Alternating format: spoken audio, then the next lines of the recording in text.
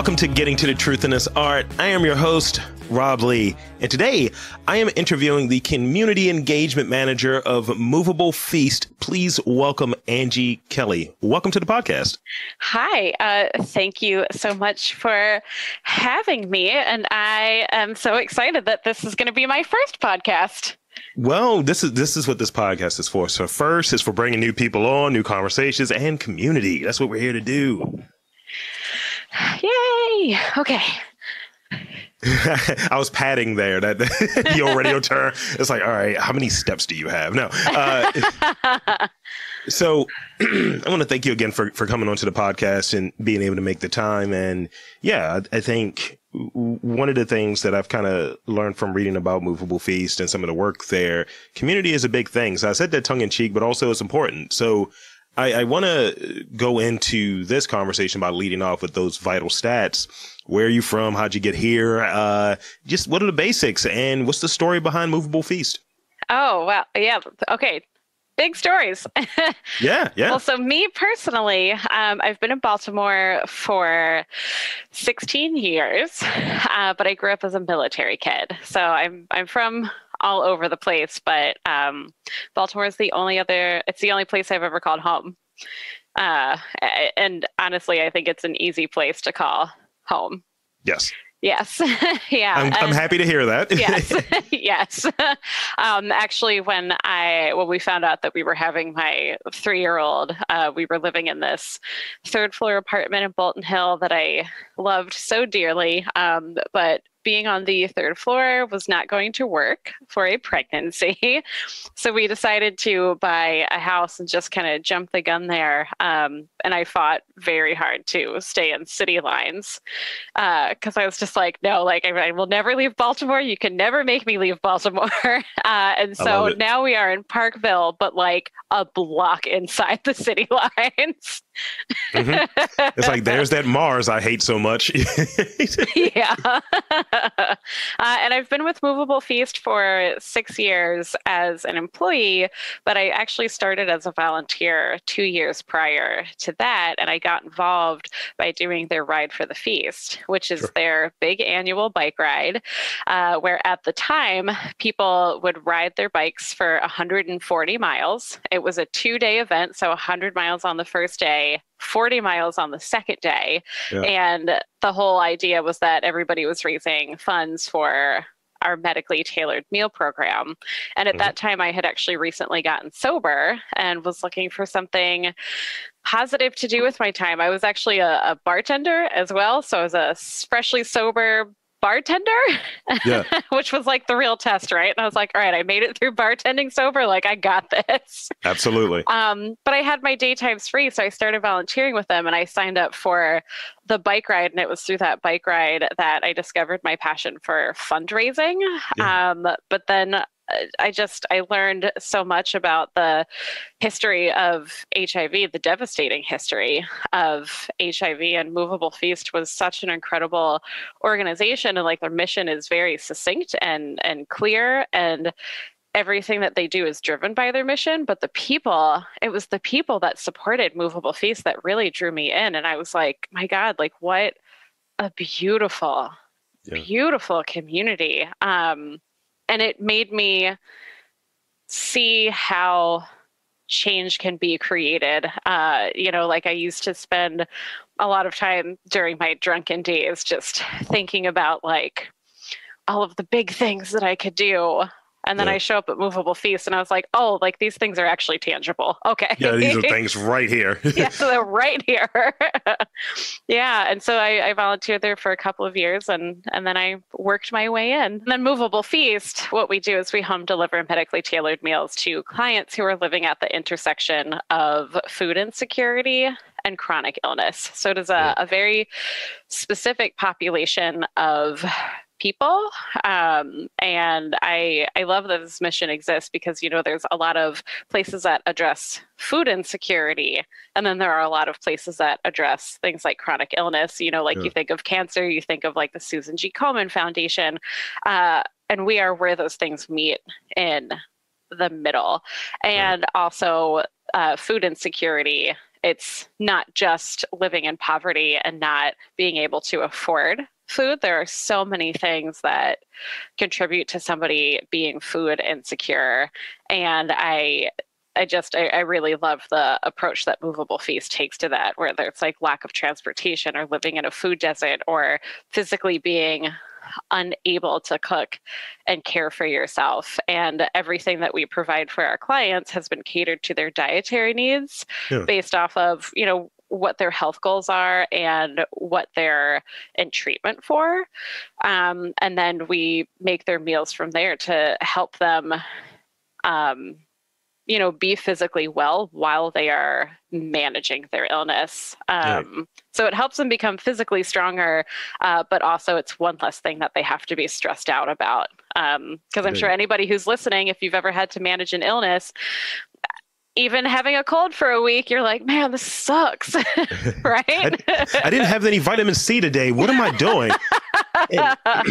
And I can attest to that from a, I guess, secondhand standpoint. Like I have a brother who he had a kidney transplant. And so with the medications and all attached to that, and just you don't have what your body normally has. It's not processing the way that it normally will process. So your diet to process, let's say, protein is going to be different than it would have been prior to surgery. So yeah, being aware of that stuff, it's like, look, did you eat right today? What'd you eat today? Yeah, fried chicken? Nah, I can't. Yeah. So how did you, and I think you touched on this, but how did you kind of really get into that space, like maybe mentally or maybe through any experience of that space between being a hunger and a health advocate? Was it kind of an early passion, or was it something that as you started volunteering, what was that like? And did you have a background like growing up towards any version of advocacy? Like, just, you know what, man, like you were talking about hey man, these are these great ideas I can do, but was it something more like rooted that that really maybe sparked that idea initially? Yeah. And it wasn't specifically about food insecurity or illness at all. When I was a kid, I find that oftentimes people that work in nonprofits or are motivated to, I call them caretaker roles, right? Like I may not be taking care of a client specifically, but our actions are the actions of a caretaker. Like we are taking care of our community. And for a lot of people, a lot of us have traumatic backgrounds, right? And so like I grew up, my family was very, very poor. When I was a kid, there was a lot of different versions of abuse and trauma. And one of the ways that I coped with that trauma was to get lost in books. And I would just read all day, every day. I kept to myself, and I just read so many books. And I attribute the sense of empathy that I developed because I read so many different books. Those books put you in the mind of other people experiencing different things than you. And I think that from a young age, it helped me develop a wide variety of perspectives about just like how other people experience the world. And, it's not just how I experience, right? Like everybody experiences it differently. And then second to that, I had a really wonderful counselor who supported me so much as a child. And you don't forget the impact that those people had on you. And when I found when I found myself in a space of healing as an adult, as I healed, my capacity to help other people grew. Yeah. And makes sense, yeah. And so I always knew, and these were those like drunk dreams that I was talking about, where it's like, I knew that I wanted to do something, but I didn't know what. And something that I've realized working at Moveable Feast, and this was a place that I was trapped in for so long, is that we often think that we have to make these really big, grand gestures to make a change. But it really is just those small, everyday things that you can do. They add up over time. And when everybody is taking part in it, like that's where the really big grand changes come from. I agree. I Yeah. agree. I think I see it not necessarily from a philanthropic kind of standpoint or a fundraising standpoint, but even if something as small as, hey, I'm going to post this podcast or what have you, and this podcast is really about stuff that's happening in Baltimore that I don't think gets enough attention and so on. And, sometimes getting people to share or to repost or to engage with it, something as simple as that really costs you nothing, costs you a few seconds. Hey, like this, share this with someone that might take some interest in it. Hey, this is good. Nah, just it's kind of that. But some of these people have these grand designs of, I can change the world, I can solve hunger. No, start with something small. Start with awareness. Right. Start with, and it's really odd sometimes. And I think this is controversial, but I think sometimes it's an excuse for folks to not act, to procrastinate. The problem's too big. It's just too big. It's like, then why are you trying to address it? Look for something smaller. Right. Yeah. I don't know. I think maybe for a long time, I don't know if this is true or not, but I think maybe for some degree, it was about, I had something to prove. Yeah. Right. Like, that's at least, like, for me, like, I think that's what that feeling came back to, was like, I need to prove that I am worthy. I need to prove that I can do something. And I had just written this thing about New Year's resolutions, and because people really go big on New Year's resolutions, right? And they're just like, again, big grand sweeping changes. And they're just like, this is going to be the year that I pay off my car and I work out every single day and I'm only going to eat spinach for breakfast. Right. Good luck with that. I don't think it's going to work out, bro. And what I have found, at least from my own experience, is that, when we are really ready to do something, we will do it. And if we're not doing the thing that we actually need, actually doing the thing that is right for us, that's going to be a big block in achieving whatever that thing is. But we also probably have an emotional clearing that we need to do first. There's some kind of emotional thing that we need to clear first that is preventing us from being ready, from doing the thing that we were trying to do. And I feel like this relates to what you were just saying about how maybe people use it as an excuse to procrastinate, because people don't, like, it's hard to do those emotional clearings, right? And to address the things that are actually preventing you from moving forward and making positive changes, either within yourself or within the community around you. Yeah, I look at things from a very root cause kind of standpoint. Maybe it's a little too logically inclined, but it's like, all right, you're framing whatever the issue is natural. I'm a problem solver. And it's framed like this is a problem, and you're attached to this problem that has an emotional component to it. There's an emotional payoff. It's emotionally draining. Something emotionally is there. And it just, spider sense goes off for me. And I'm like, that's not the root cause, though. There's something else that's really driving this. Like, I'm unhappy at work, or I'm unhappy doing this. What about it makes you unhappy? Oh, people are jerks there. Oh, you're not making enough money. Like, that seems to be more of the issue, because if those change, you'd be happier at work. Or everything just sucks. It's like you're making the issue bigger than what it is, and it feels insurmountable. But well, what I want to say is that because there was another part to your question.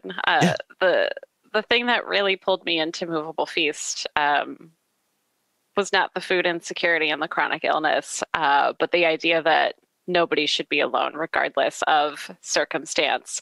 And when Moveable Feast started in 1989, it was directly in response to the AIDS crisis of the 80s, when the government wasn't really responding.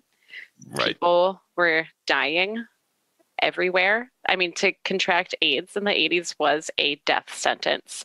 And there was a huge, heavy stigma around it, because people didn't know how it was transferring from person to person. And its original name was actually GRID, which is gay-related immune deficiency. And so that gives you a look into the misinformation that was spreading around. Even there was the story, if you get a chance, look up Ruth Coker. Oh shoot, I'm forgetting her last name right now, but she was this huge advocate for people living with AIDS in the 80s. And she was visiting her friend with cancer in the hospital And when she had gone into the hospital, there was like this door that had like these huge red letters that said like, do not enter. And she knew what it was before she really knew what it was. And she saw a group of nurses standing outside of this hospital door, drawing straws to see who had to go in to treat the patient. And it's very, I just, hearing those stories make me cry. It's just, you know, these people on their deathbed, all alone, completely alone. But so Moveable Feast, you know, we are one of many, many organizations that popped up during this time period, because what happens when the government doesn't respond? Communities rise up. Right. And we find it might not be the right answer, but we are just searching for any answer, anything to address it. And so that's what Moveable Feast, we were started by a group of volunteers who saw people in Baltimore suffering, and one of the great ways to take care of people when they're suffering is to make them food, right? That's one of the ways that we respond. It's a language of love. It's a means of communication. It's a means of community. One's breaking bread. And those things connect. So speak on this, the significance of it being here, having those tenets of, you know, feed people, fight disease, foster hope are those pillars, but speak on how they're connected specifically here in Baltimore, because every city has its different things. And as much as I try to normalize Baltimore as being similar to any city, but it's unique too. So how is that landscape here in terms of what Moveable Feast looks like and what their aim is with the specific kind of like issues that are here within Baltimore in terms of disease or in terms of food insecurity and people being alone and not having that community? Yeah. Well, I mean, you can imagine perhaps what this looked like for our clients during the pandemic. Our clients are severely immunocompromised, and before vaccines were available, once again, before we really understood how this illness was being transmitted from person to person, there was so much fear. And for most of our clients, we were the only place that they could turn to. And a lot of clients were calling us just to hear some reassurance that we were still here and that we were still available and that we were going to continue to still be available to them. But what I would say the real significance really is around HIV.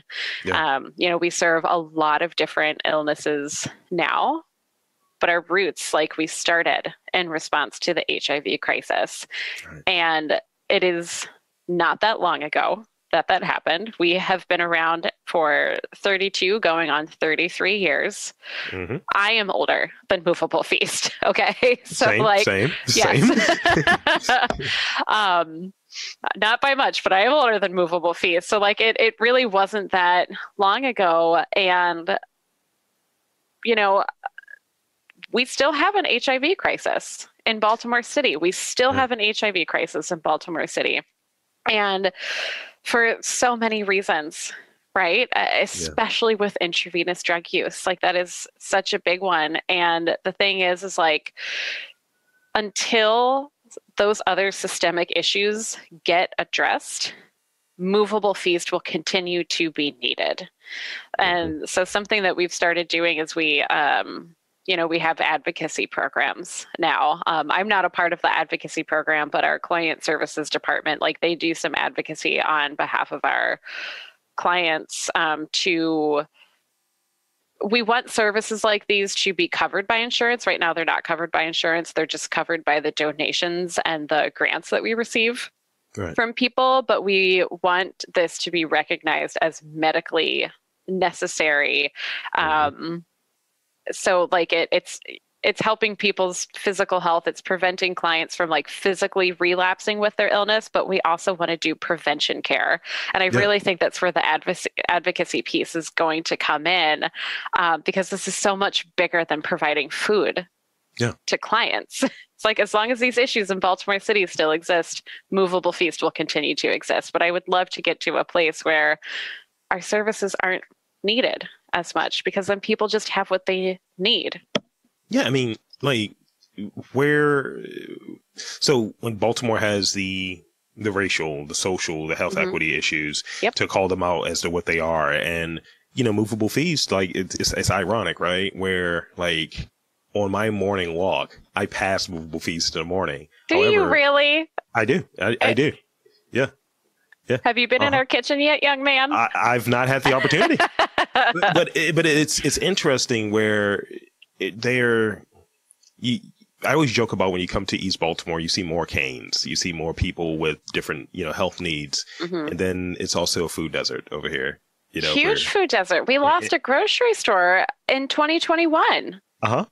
East Baltimore cannot afford to lose grocery stores. And, there's the ones that are over here in this kind of zip code, there were 2 Save-A-Lots, and now there's one. And the other Save-A-Lots are City Trends. So I don't need sneakers. I need rhubarb or whatever.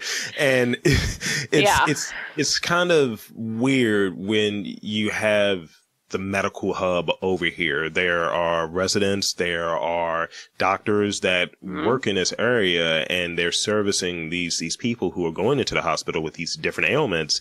And it needs a place like Movable Feast to kind of serve some of the folks that have these different things that are kind of these different health issues that are kind of being amplified by the lack of fresh food, fresh groceries, things of that nature that are just right there. People go grocery shopping at Walgreens. It's insane. Yeah.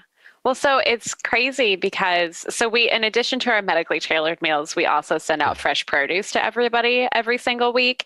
Yeah. And this was a few years ago where we had sent out zucchini to all of our clients. And we had a lot of phone calls from clients being like, I don't know what you want me to do with this. And so something great. A very good thing came out of that, and that our dietitians were like, okay, so if we're going to be sending out produce to clients, we know that our clients have limited kitchen appliances. And we also know that there may be very limited education around how to cook and prepare fresh produce. So now there's a lot more one-on-one working with our clients. Like, we were always doing home visits with our clients. Of course, that hasn't happened since the pandemic. Right. But there's a lot of one-on-one work with our clients, providing 2 to 3 ingredient recipes that clients can use at home with limited appliances and limited available ingredients. And it made sense to me, and it had not occurred to me prior to that moment, that like, oh my gosh, if you have grown up in a food desert where you're doing things like grocery shopping at Walgreens, who I highly doubt is selling zucchini. They are not. Of course, when you get your produce bag, you're going to be like, what is this? What do you want? What do you want from me? I have enough challenges. Why are you giving me zucchini? There have been a few instances where I'll go to the market, and I remember back in the day where you'd go to like a Safeway or something. They have those little recipe cards, and it's like, oh, I can do something interesting with this, or even those websites to say, hey, I have these 3 ingredients. What can I make with it? Here are some suggestions. But not everyone is going to look up that stuff or have that stuff available and so on. And I like the convenience of, like, one of the things I wanted to do is add more protein in my diet. And so I started doing like meal kits, but specifically catered to the higher protein and drinking the protein shakes and things of that nature. But I can imagine someone who has like a immunocompromised that they're like, hey, I need vegetables. How do I make these? You can't just say, here's a juicer, here, just drink this. It's like, no, you need to actually get these vegetables or get these different pieces of these different foods, but in a way that, one, you can do it and replicate it and now make for a change, as opposed to, pre-make this. I'm just going to eat this. No, here's this box. Break this down, break this zucchini down, break this squash down. Yeah. Get some kale. And like the food accessibility, it's not just about dropping off produce, but I think there's also an element of emotional accessibility. Something that we have started incorporating more with working with our clients is trauma-informed care, and really understanding where our clients are emotionally, and that when you are possibly living in isolation and you have to deal with our wreck of a medical system, right? And maybe you live in a food desert, maybe you don't have transportation. Like, there are so many obstacle is that you are living in a constant state of trauma. That, if one more thing goes wrong or is perceived as going wrong, then there's a complete breakdown of your emotional system, right? And so I think that by doing things like talking to our clients more one-on-one, providing these very short, easy recipes is another way of making food emotionally accessible. So it's not overwhelming and a client doesn't say, oh God, I have one more thing that I have to think about and figure out for myself right now. A lot of our clients may not have that emotional capacity to do that research, look up recipes, figure out how to do this for themselves.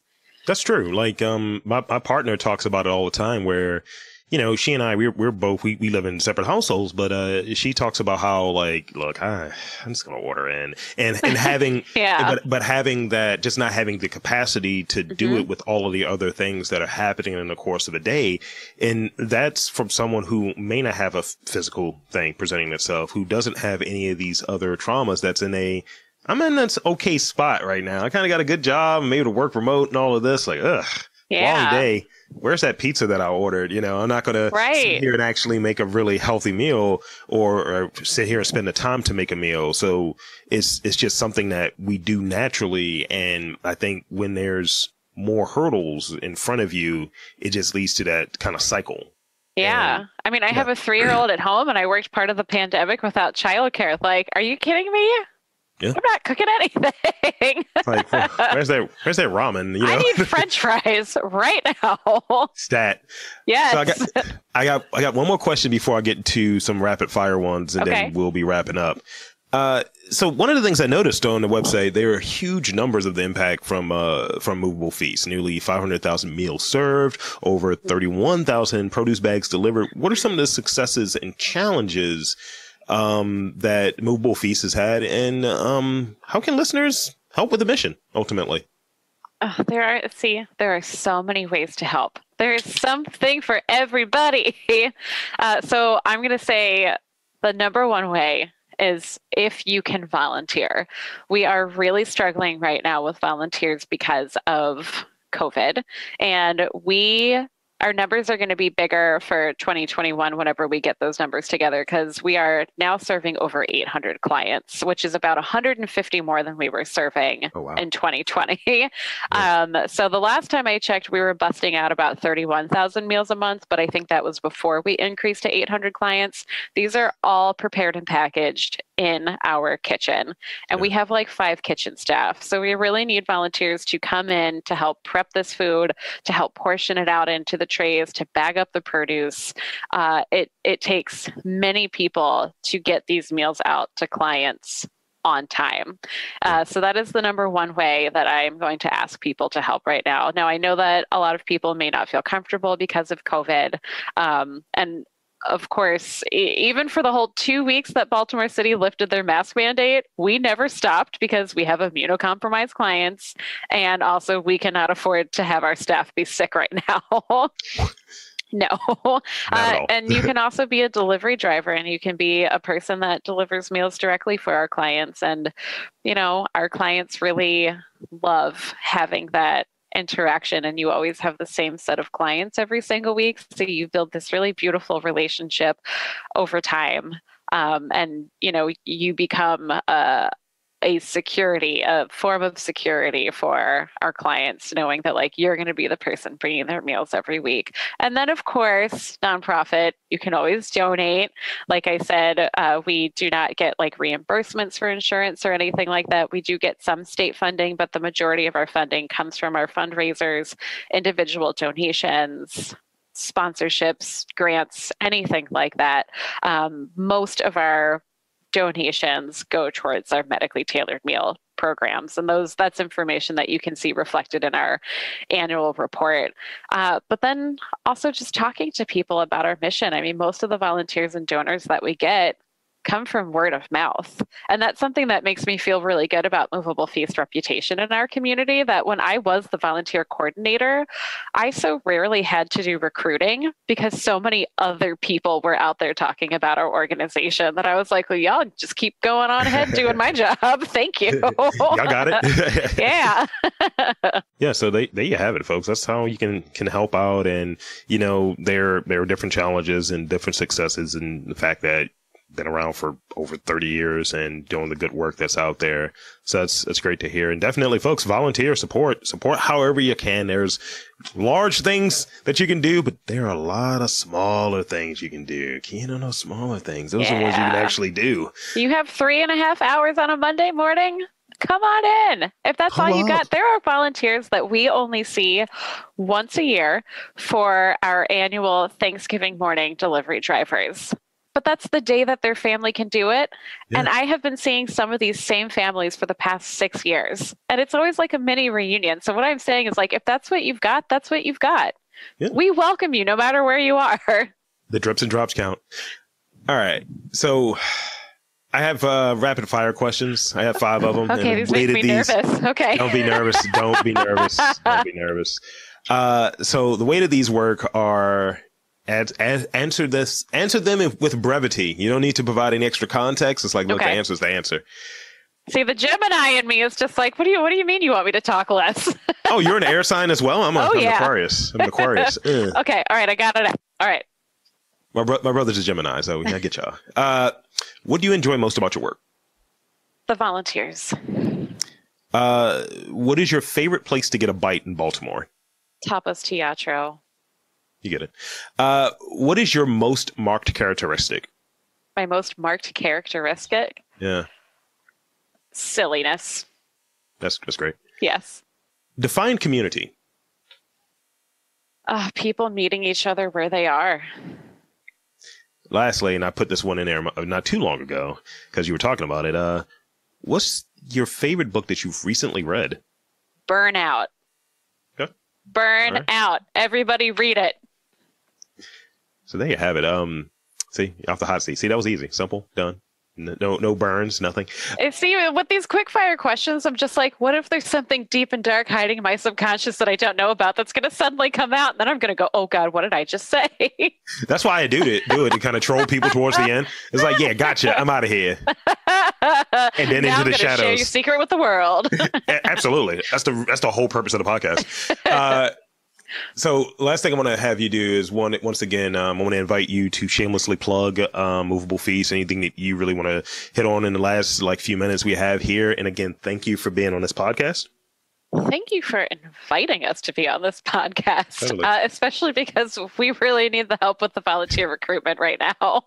I do want to talk about Ride for the Feast because that is actually coming up in May. And like I mentioned, that was how I first got involved with Moveable Feast. It's no longer a 2-day event. It's not 140 miles anymore, because one of the really big things that we've been working on at Moveable Feast has been equity and building equity into all facets of our organization. And so what we've done with Ride for the Feast is now we have transformed it to a 1-day event. And there are 3 different routes that you can choose from. So you can ride 100 miles, 69 miles, or 42 miles. But we also have a virtual option as well. Since I organize Ride for the Feast, I cannot actually do the ride. So I'm doing the virtual option. And so, for example, I've pledged to run a total of 100 miles by the time the event happens. But the whole point is that we're raising funds for the organization. And with Ride for the Feast, 100% of what the riders raise goes towards our clients' programs and services. It does not go to any other part of the organization. It just goes towards our medical transportation, our medically tailored meals, the produce, the supplements. It goes towards all of that. And that's one of the great things about the fundraisers, about this specific fundraiser, is that you know exactly where the money that you're donating is going to. We have a pretty hefty goal of $800,000. With everything that's going on with COVID right now, I, of course, once again, don't know what's going to happen, but it doesn't take place until May 21st, so there's a ton of time to fundraise. So if you want to donate to Ride for the Feast, or if you're feeling brave and like you want to try something new, I cannot encourage you enough to sign up because at least I can say that Ride for the Feast changed my life for the better. And it was literally the thing that put me on the path to eventually work at Moveable Feast. And it's a really just beautiful, fun event. There's nothing else like it. That's great. And where can the fine folks check out Moveable Feast, IG, website? What are those two? Yeah, so the website, mfeast.org. And then on Instagram, we are mfeastbemore. Definitely check out our Instagram. We just hired a communications manager, so I am finally going to be giving up my temporary role of social media, but I keep your eye on the stories because I post a lot of really silly boomerangs of volunteers doing things like juggling chicken cutlets. That's about right. That's about right. Yep, that makes sense. Yep. And then, of course, on Facebook, we're mfeast be more. If people still use Facebook, I hear the young kids don't. So yeah, I don't think they use the Facebook anymore. Yeah, we are. Yeah, no. So there you have it, folks. I want to thank you, Angie, for coming on to the podcast. This was great. So for Angie Kelley of Moveable Feast, I am Rob Lee saying that there is community in and around Baltimore. You just got to look for it.